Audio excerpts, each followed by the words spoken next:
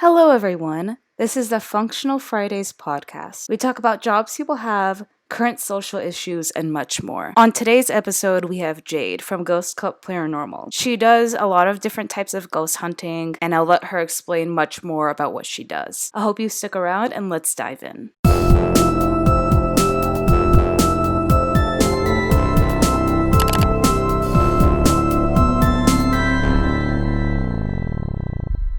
Hi. Hello, can you hear me? Yes, you're good. Perfect. Let me put the volume up. How you doing? And yourself? I'm doing good, doing good. Nice to meet you, finally. Nice, I know, nice to meet you too. So, we're just gonna start right off for you. Everything's already set up, so go ahead and introduce yourself, your name, what you do, all of it. Perfect. So, my name is Jade, and I am a paranormal investigator who creates videos and puts them on YouTube, mainly my paranormal investigations and things like that. So I am the founding member, I guess you could say, of Ghost Club. And I'm going to put all your social media down below so people could get a hold of you a lot easier if they want to see your content more. I know we're kind of getting into the season of paranormal investigations, I assume. So now the first question I'm going to ask you is, what got you interested? Did something motivate you? Like, what got you into investigation? I mean, I feel like I've always been really interested in the paranormal, just like any other type of interest, you know what I mean? I did have some weird experiences when I was younger, growing up and things like that. I guess you could say I've always been a little bit sensitive to the paranormal as well. So it's just a passion of mine that, you know, I've been able to actually really pursue fully, which is awesome. Yeah. Of course, that makes me curious. Do you remember your first paranormal experience? Yeah, so I was about 7 or 8 years old. I was born in Scotland, so this happened over in Scotland in Edinburgh. I did actually see my first ghost, and that kind of terrified me, but also really got me, you know, like really wanting to figure out like what was that. And ever since then, like just weird things had been happening to me. But the ghost story, as it goes, is I was basically kind of just keeping this in a nutshell. I was looking for my dad. He went outside for a cigarette, and we stayed in this flat in Edinburgh, and we stayed on the second story. And when I went outside to try and find him, I couldn't see him. And I was in the stairwell, and I was looking up and down, and I was shouting on him. And then I went outside, and I looked left, and I looked right, and I still couldn't find him. And I felt like somebody was watching me. So I felt like I felt that he was playing a joke on me, actually. Yeah. And then when I came back up to the front door of the apartment, I looked up the stairwell again, and I shouted, "Dad." And when I looked down, all of a sudden there was just a woman figure standing there. She was about, oh God, she was floating about 3 feet off the floor, and she was dressed all in black. She had black rags and a big hood over her head, and she was coming up closer towards me, and I was just standing there frozen in fear. And she says to me, "Dad, walk up the street." So, you know, not only did I see something, but she spoke to me as well. And I knew that that wasn't a human, of course, she was floating. And ever since then, you know, real fast, right after that happened, I kind of like broke out of that trance, and I ran into the house, and I locked the doors and everything like that. And then when my dad was coming back, the buzzer went, and I answered it to get into the flat. And I said, "Where have you been?" And he said, "I just walked up the street." So it was basically word for word exactly what, you know, that apparition had actually said to me. So after that, I was just like, okay, like what was that? That wasn't anything normal. No. And I actually, since then, that's a real, you know, strong experience that I had. Since then, I've not had, you know, an apparition come to me like that again. So I don't know. They say that, you know, when children tend to like sense these things a little bit more. But yeah, I would say that was my like first real experience with an actual ghost. Yeah. Now that makes me curious, because you say that it like children tend to feel it more. Do you know like any like average age that children start feeling this, or is it just like any age can feel it at any time? I think that it just depending on how sensitive you are to that kind of thing. Mhm. I believe that children can sense things because they've got that kind of innocence about them, and they don't have, they're not so closed off for that kind of thing. So, I mean, just I have some stories that my mom's told me even from when I was like 2 or 3, saying that, I could see people, somebody was there in my room or whatnot. And I like to think that I was a good kid and I was a truthful kid. Like, so Of I course. really don't think that I would make that kind of stuff up. But to my knowledge, I can't really remember that. But yeah, that kind of, I don't have any kids personally, but that is one thing that when that day does come, I'm kind of like, oh my gosh, if I have a kid and it comes up to me and 3 years old and says like, hey, like I saw a ghost, most parents would be like, oh, like you're just imagining it. But I would be like, okay, get the REM pods out. Let's do this. Like, let's get into it early. Yeah.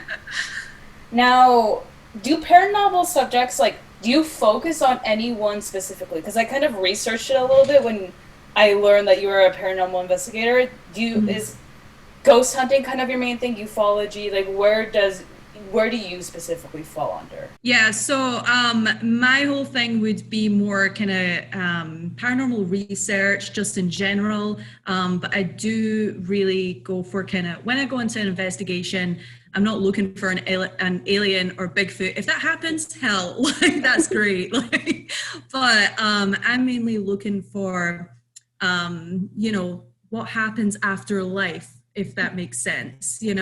I'm trying to communicate with like an actual spirit of another realm. Yeah.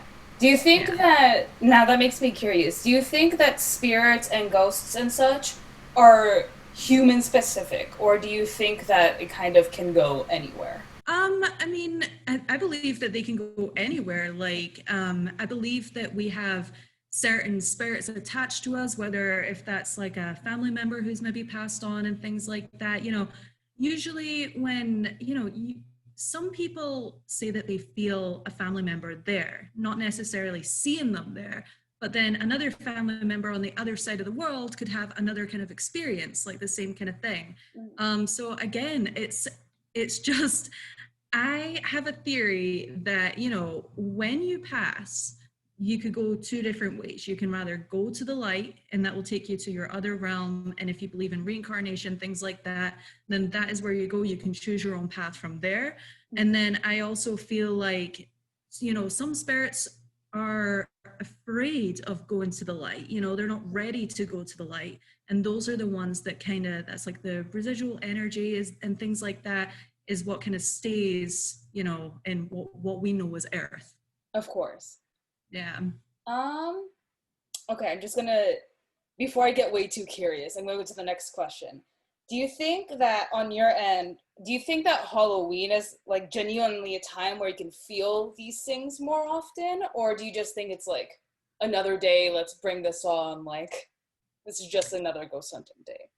Yeah, no, I believe that, you can pick up paranormal activity whatever day of the year. It doesn't have to be around Halloween. I feel like a lot of people, are more open to the fact of doing a Ouija board around Halloween or something like that because it's a little bit more scary.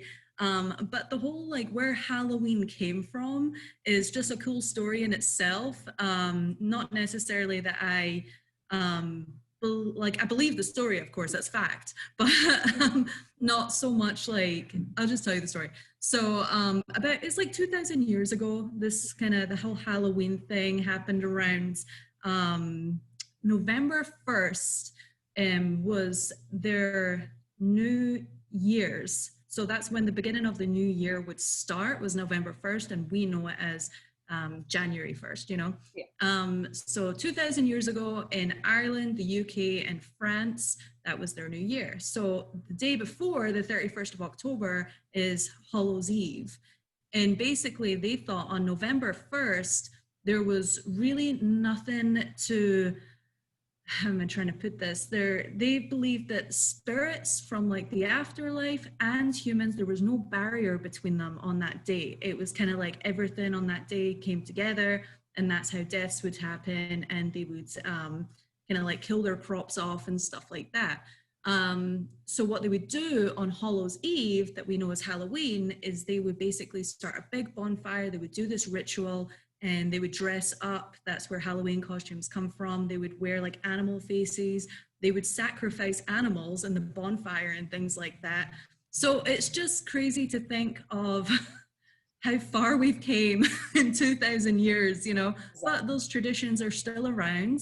And I don't necessarily believe that on November 1st, that's where like there's no barrier between the spirit realm and humans. But yeah, like it's just interest. It's all an interest in history to look up on and things like that. But no, you can do it any time of the year. They're always around. Trust me. Now that makes me curious because kind of bringing up the history of Halloween and such, and there's other holidays, obviously. There's like Day of the Dead, Dias de los Muertos, and other holidays like that. And you also brought up animals. Do you think that animals can come through as a kind of spirit or a ghost or something to that paranormal extremity, or do you think just based on humans? No, I definitely think that animals can come through as well. 1000%. Like at the end of the day, they're just another soul, you know? So whether that goes straight into the afterlife kind of thing and they get pushed into like another astral plane or however you think about it, or if, you know, they stay with their humans, just like other family members would and things like that. It's just, I think that you have the choice at the end of the day. Speaking of animals, mine's just going a little bit crazy here. So cute. Cat fight. That's so weird though, that like you just said that and like my cats just started like fighting with each other. Like, but anyway. Sorry if I cause anything. No, you're good. You're good. But yeah, other than that, I think it's the exact same thing. Maybe you have some ghost ants in your house, who knows? But I do think that if, you know, there's a soul in that physical being, then, you know, it does go somewhere. The energy goes somewhere for sure. And that also makes me curious. If, because you usually hear words when you have, you know, your equipment and stuff, and you try to hear out for ghosts and such. How would you hear out for an animal? Would it be the same way that they communicate in the real world, or is it different? Personally, I've never had, you know, a meow or a bark come through on a spirit box. When that day does come, though, that's going to be really interesting for me. But I think I've heard stories, you know, of pet owners after their pet have passed. You know, if they have like a camera in their house, they pick up on like a little kind of shadow apparition, things like that. Or, you know, they hear, say, for example, you know, what my boyfriend's family dog just passed a few months ago, and I was over at his parents' house, and we were sitting there talking, and then all of a sudden heard what really did sound like their dog when she would get up. She had kind of bad legs in the end of her life, so she would kind of struggle. You would hear the paws like on the tile, and then you would hear her collar kind of ring, and we heard that. So that was kind of like, you know, I was kind of like, whoa, like I just honestly was just like, oh, like that's kind of getting up. And then all of a sudden it was like, wait, no, that's not kind of getting up. So it's that kind of thing, you know, it's residual energy. Like if there's a, you know, pet that's passed, it can still kind of, you know, I'm not too sure. Yeah. That's it. Like, and did everyone else in the house hear it, or was it just you? There was a couple of us that heard it, like, because we were closer to the area, but the other people were on the other side of the room and talking, so they couldn't really hear it. Yeah. Of course. Yeah. Okay, so when you do your paranormal investigations and everything that you do, is there like a general set equipment that you bring with you? Like a set standard stuff, like whatever you bring? Or is it different every time? Does it like depend on what you do? So that's a good question. So I do have like my standard equipment that I bring with me, which is basically like obviously camera because I want to capture this, digital recorder, and then I also have, I mean, like this is like my REM pod here. So kind of this one here like detects temperature change, which is awesome because that's when if there's like an extreme drop in temperature or a rise in temperature, like this will detect it. And the reason why we bring so many equipment in general is because feeling one thing is one thing, but then when you have multiple devices going off at the same time and things like that, then it really does, that's just, that means that there really is something there. I like to have everything kind of backed up like that. So there's that. But then what I also like to do on my investigations is obviously I read up the history and things like that before I actually end up going to a location. For example, on my YouTube, you'll see when I stayed at the Glen Tavern Inn in Santa Paula, California here, there was the story of a cowboy that had apparently been shot and killed there. So I showed up there with a full-blown cowboy outfit and my cowboy jacket, my cowboy hat. I brought whiskey, cards, dice, and we call them basically trigger objects. So I want to kind of get that, that feel. If there is something there, if Calvin the cowboy is still there, I want him to feel like, oh, this is familiar. Like, you know what I mean? Yeah.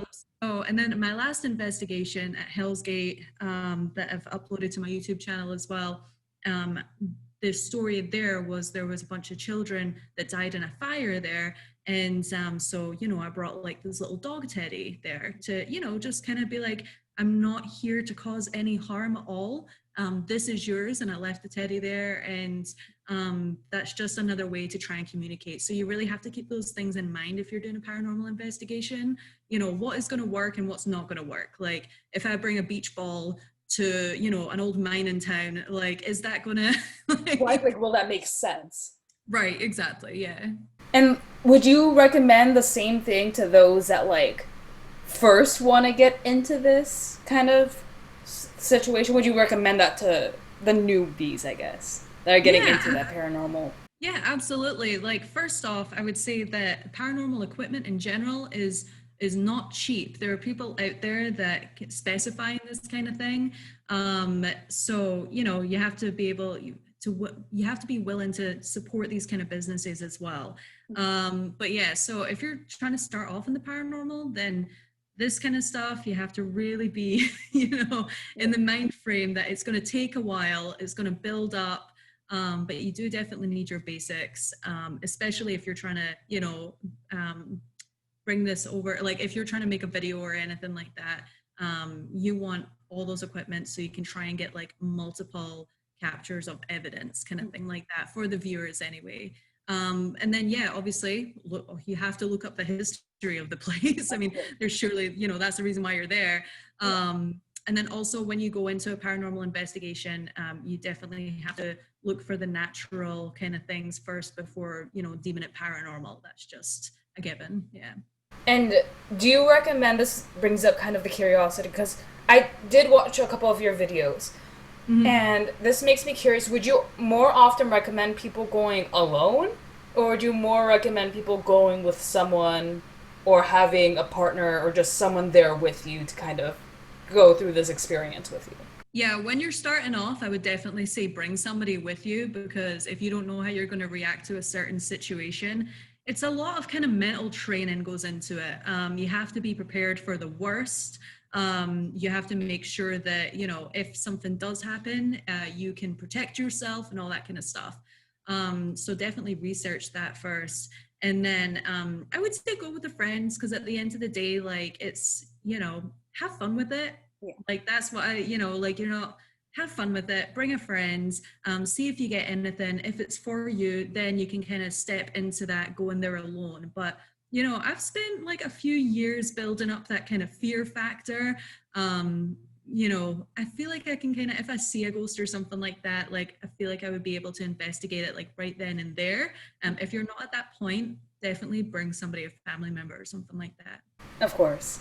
Now, if you had to answer a stigma that was very common in the ghost world that you kind of were able to calm down, like say that stigma is just not true, which stigma would you kind of relieve? That's a really interesting question, because to me, there's not much stigma around it because I don't really Yeah, pay attention to that. of course. From like an outsider's perspective, I guess you could say, would be thinking that a paranormal investigator is like a witch or, something like that. Like it's that the unknown, that does scare a lot of people if they're not used to the paranormal and things like that. Yeah. A lot of people's kind of theory is like, hey, like if it's not messing with you, then don't mess with it at all. But just in general, paranormal isn't all bad, it isn't all evil. Like there are still answers, that we need. And yeah, I would just kind of say that like we're not all weirdos like only coming out at night. And most paranormal investigators have other jobs as well and stuff like that. And yes, it's a hobby, but if you're passionate enough about it, then you can turn it into a career for sure. Now that makes me curious because, like, I think like the common stigma I've personally heard is that like you can only go to specific places to look for ghost hunters and stuff like that, or listen out for spirits and such. And that's something I know you mentioned earlier is that like it could be a family member or it could really just be anywhere. And I know a lot of people have that stigma where it's like, oh, you can only find ghosts in cemeteries because you find a lot of dead there, obviously. But I feel like that's a common. It's actually really interesting that you say that because every graveyard that I've really been to, they're usually really quiet. Um, and I believe the reason behind that is that they've had a proper burial, like they're at peace kind of thing. So, my first place to investigate wouldn't really even be like a graveyard. And that's another thing. Yeah, paranormal investigators, yeah, sometimes we go to graveyards, but we're not always at the graveyard every night. Like, you know what I mean? But yeah, no, as I said, you can pick up paranormal energy, anything like that, wherever. Obviously, if there isn't anything there, then you're not going to pick it up. But I mean, you could go to like, I don't know, like an outhouse, like porta potty, and if there's a ghost in there, there's a ghost in there. Like I think that's what ghost hunting means, is you're trying to find the ghost, but it doesn't necessarily mean like, oh, it's definitely going to be there. And then that being said, the investigations that I do go on, they genuinely are known to be haunted places. But there's also been, when I get there, there's also been times that I really don't pick up on anything. Like, and I genuinely, like, sometimes I make the joke if I'm staying at a haunted hotel and nothing happens, I get a really good night's sleep. I'm like, well, you know what? Maybe if there is a couple of ghosts here, they're probably in somebody else's room spooking them. Like, who knows? And now that makes me curious is that like I know a lot of these places that people go to that are known to be like well haunted or have that history of being haunted. Do you think a lot of hotels take advantage of that? Because I feel like a lot of people will take kind of like, oh, I could raise the price because a lot of people want to come here because it's haunted. Personally, I don't think so. I believe that the hotels that I've went to, I've talked to the managers and stuff like that as well. Like they are aware that there's paranormal activity that happens. If it's like a well-known haunted place, I don't think that they raise their prices or anything like that, because at the end of the day, like how many people want to stay at a haunted hotel compared to people who don't want to stay at a haunted hotel? They're trying to run a business at the end of the day type thing. I've also been to places that I've found and researched online that is like, this place is haunted, and when I get there and ask them about it, like, so is there any weird things that have been going on, they're just like, nope, like it's all like a lie. Like, so it's kind of like, I don't know, like you just have to find out for yourself, I guess. It really depends, I guess, where you go. Yeah, I know that there's obviously a couple of actual houses that you can rent around the US that they only rent to paranormal investigators, because so much activity would happen to people just staying there with their families and things like that, that they were like, well, we don't want to do this.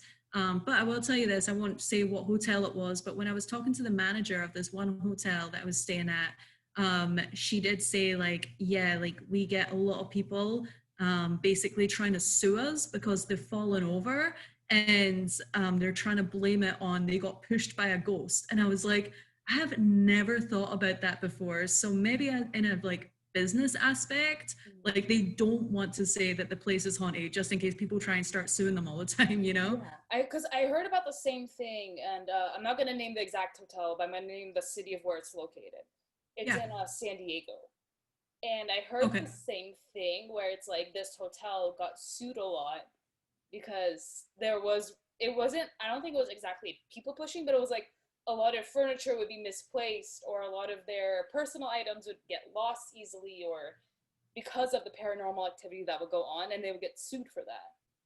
I really hope that if their personal belongings are getting moved or, you know, that really is ghosts and not actual people working at the hotel. Exactly. But yeah, I mean, what can you really do about that? You know, like if I would be kind of bummed out if I, you know, was a skeptic. I didn't believe in the paranormal. I go somewhere and weird things are happening. Like I didn't sign up for that. You know what I mean? So I do feel like it is important if your hotel is haunted, like you have to let people know, like that, you know, some weird things happen. But then obviously you can also just kind of go on Yelp and look at the reviews. And, you know, if you look at like actual haunted hotels, look at their reviews, they're all about, you know, oh, this happened to me or that happened to me. So I would say if you have a haunted hotel, embrace it. Like I stayed at the Seven Wives Inn in Utah, and I actually stayed there alone, like completely alone in the building. And they have like, so basically it was like a Mormon family, like way back in the day. It's called the Seven Wives Inn because the guy had seven wives, and each room in there is like for a wife. So I was in one room, and there's like these massive guest books where you can like write messages to her and stuff like that. And I just spent like a couple of hours, honestly, just reading through them and reading everybody's paranormal experiences. Like it was so cool.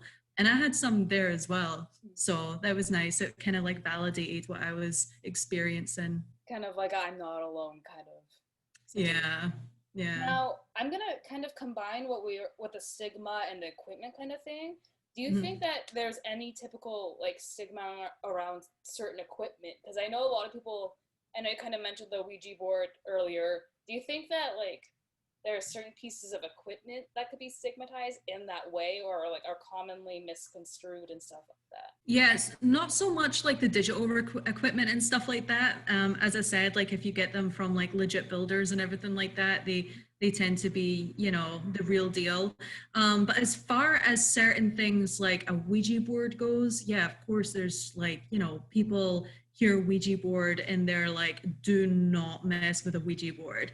And I do actually kind of agree with that at a certain extent because every single time I have personally done a Ouija board, I get a lot of activity happening. It really is like you open up a gate and whatever is on the other side is going to come through. So you have to be really careful with what your intentions are when you're using a Ouija board.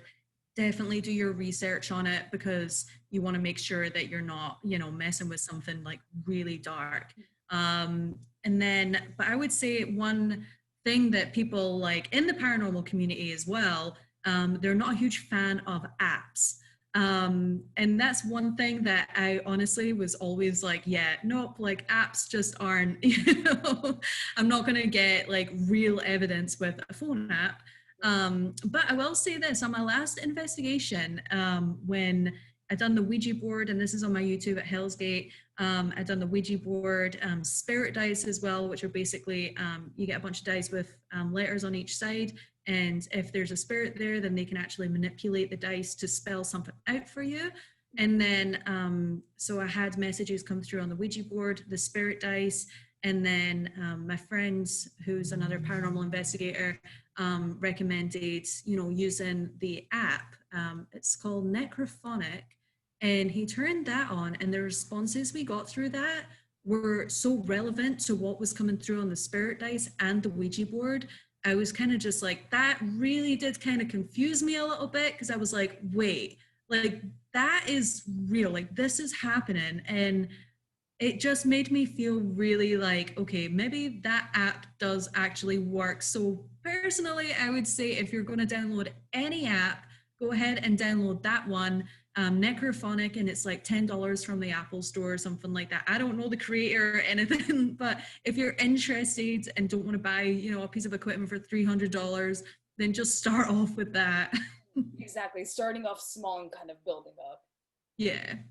Now, is there any advice you would give to somebody who is interested in this? Like where to start in general? Whether it's equipment, whether it's advice to give them, just kind of bundling everything up in a way.